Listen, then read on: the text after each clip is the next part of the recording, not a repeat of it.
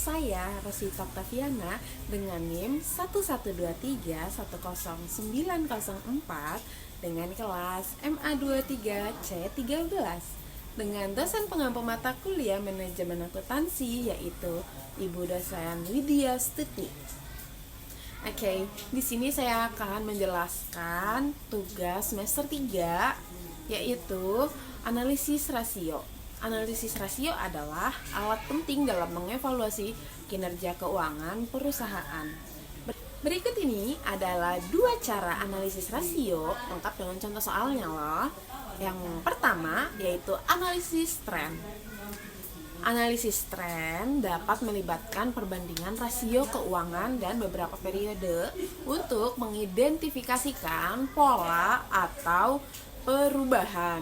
Ini membantu dalam memahami berbagai kinerja perusahaan berubah dari waktu ke waktu. Nah, di sini terdapat contoh soalnya, yaitu seperti ini. Di sini terdapat hitung net profit margin dari tahun ke tahun. Penyelesaiannya dengan net profit margin laba bersih per total aset kali 100. Perhitungannya yaitu pada tahun 2021 net profit margin yaitu 100 juta per 500 juta dikali 100% yaitu 20%. Di tahun 2022 net profit margin yaitu pada 120 juta per 550 juta kali 100% yaitu 21,82%. Pada tahun 2023 net profit margin 150 juta per 600 juta dikali 100% yaitu 25%. Hal yang dapat kita analisis yaitu net profit margin meningkat dari 20% di tahun 2021 menjadi 25% pada tahun 2023, menunjukkan bahwa perusahaan semakin efisien dalam menghasilkan keuntungan. Yang kedua, analisis perbandingan. Yaitu analisis perbandingan melibatkan perbandingan keuangan perusahaan dengan standar industri pesaing atau target internal. Ini membantu dalam memahami posisi kompetitif perusahaan. Di sini terdapat contoh soal data perusahaan XYZ dan rata-rata rasio XYZ.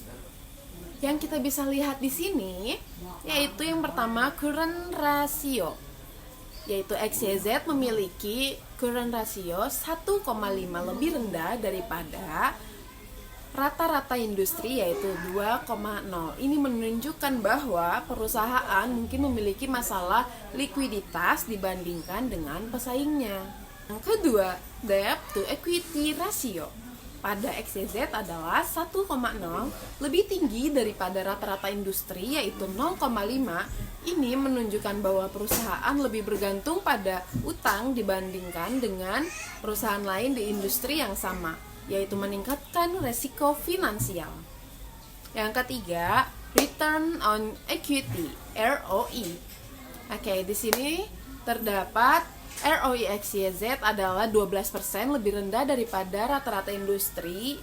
Ini menunjukkan bahwa perusahaan kurang efisien dalam menghasilkan keuntungan dari modal pemilik dibandingkan dengan pesaingnya. Kesimpulannya, dengan menggunakan 2 cara analisis ini, analisis tren dan analisis perbandingan, Anda dapat memperoleh pemahaman yang lebih baik tentang kinerja keuangan perusahaan. Yaitu analisis tren dapat membantu Anda melihat pola dan perubahan dalam kinerja seiring waktu. Analisis perbandingan memberikan konteks tentang posisi perusahaan dibandingkan dengan standar industri lainnya. Kedua metode ini saling melengkapi dan penting untuk pengambilan keputusan yang informasional dalam konteks bisnis. Cukup sekian untuk penyampaian tugas UTS Manajemen Akuntansi pada semester 3 ini. Kurang lebihnya mohon maaf. Terima kasih.